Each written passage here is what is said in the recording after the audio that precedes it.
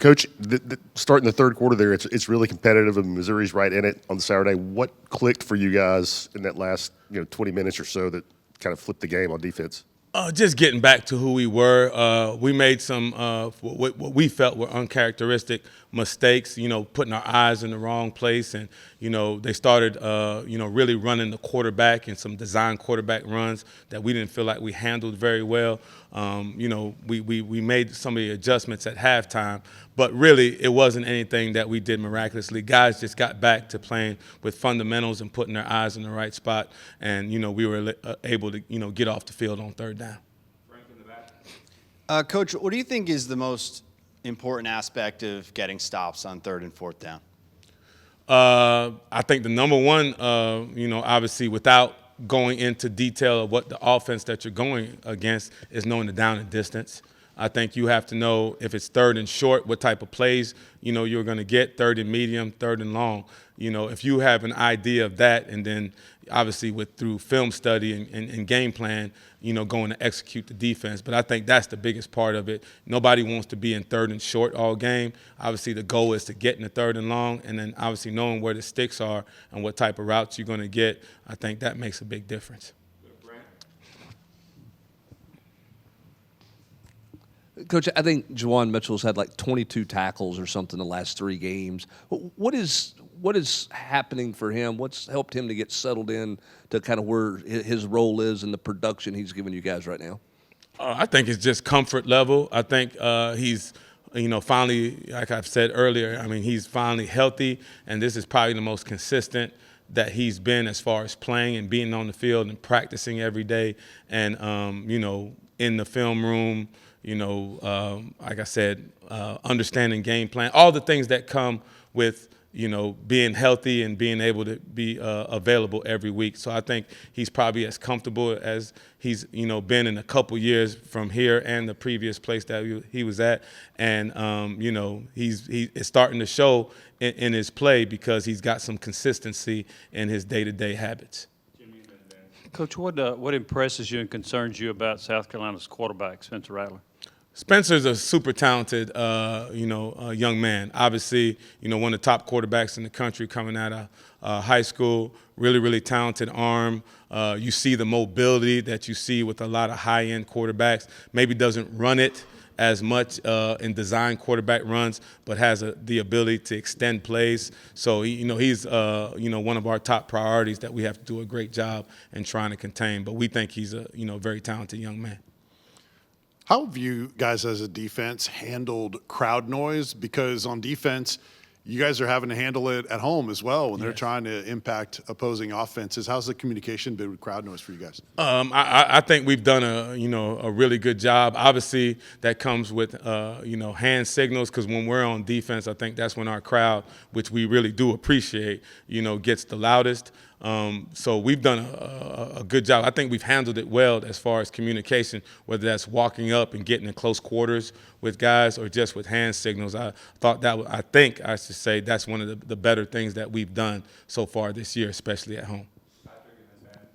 Coach, what kind of season do you think Jeremy Banks has had? What has he done that's been better than you guys expected, and maybe where are some areas where he's not been as good as you guys hoped?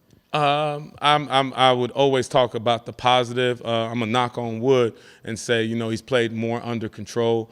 That was one thing that we worked out playing. We talked about and we worked on, starting with last spring, is being under control and playing a little bit more within himself. I think he's gotten much better at understanding his fits in the defense.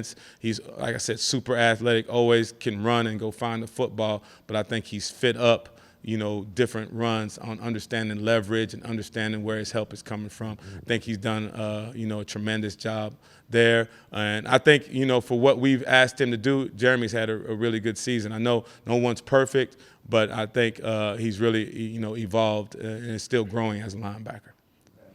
Jaheim Bell, what challenges does he present, and what will you all as linebackers need to do well on Saturday to help contain him? Jaheim, super talented. He's like their Swiss Army knife. line him up all over the field. I know he's got close to 50 carries, as a running back and runs jet sweeps. He's the do-it-all guy for him. So he's the guy we have to pay attention to because they'll line him up, at wide out. He'll line up at tight end. He'll line up at, tailback. He's the guy that they try to feature in the offense and get touches, for. Obviously, his size presents, some challenges for us as an entire defense, but, super talented. Like I said, a guy we have to pay, extra attention to just because they can put him anywhere, on the field. So we have to make sure we do a good job of finding him.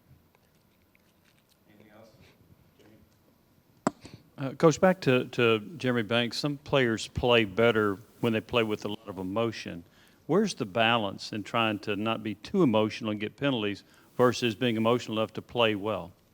I think that's a question that's answered, in the inner soul. You have to be able to figure that out on your own. Obviously, football is a very, very emotional game, and a lot of guys can get really worked up, pregame and end up maybe overdoing it, and kind of flaming out at the end because they get too worked up. And some guys, I don't think that ever be the case here because of our crowd and the way we practice and the way we prepare. I don't think there's anybody on the team that I would suspect that's not ready to go or super charged up before the game. But I think that's an individual, thing. Some guys are always gonna, be high and really revved up before the game. Some guys, are a little quieter and are still ready to go.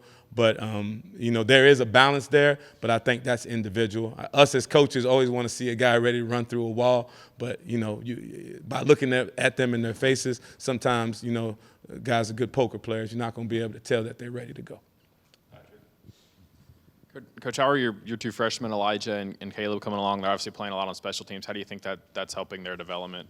I think it's tremendous. Through special teams, they're getting anywhere from 12 to 20 snaps a game between the 4 core special teams that we're in, and I think we've already noticed a tremendous arc in the way that they're playing so far this year. Obviously, with freshmen, there's always going to be mistakes, but going with the previous question, you see that they're able to get themselves ready to play. They understand schemes a little bit better. They understand how people are going to try to block them or how they need to attack people on certain teams. So you see the growth in them, and I think it's carrying over to watching them practice when they're actually playing linebacker. You see some of the talents that we recruited them for, that we think those guys are going to be really good football players. Anything else, Coach? All right, thanks, everybody. Thank you, guys.